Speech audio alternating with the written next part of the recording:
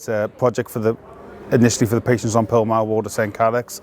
It's a project which we want to open up to the rest of the patients within the Arwr Bevan Trust, mental health and disabilities, older adult, younger adults, or anybody who can utilise the environment.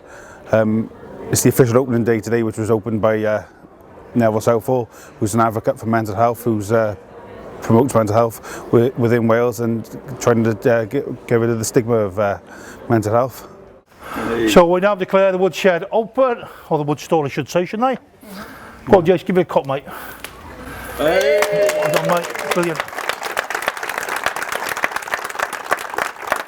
But I think the work you do is absolutely fantastic. There's lots of people that make this happen, and it's really difficult to thank them all, but I think he's a fantastic example of what you do. He's really good. There's distraction, well, from mental health problems. You set your mind to do something, and it only takes up time for you to chill a bit, you know, you work. Yeah, I'm hoping to come back here as a volunteer on every Thursday to work here as a volunteer in the wood shop.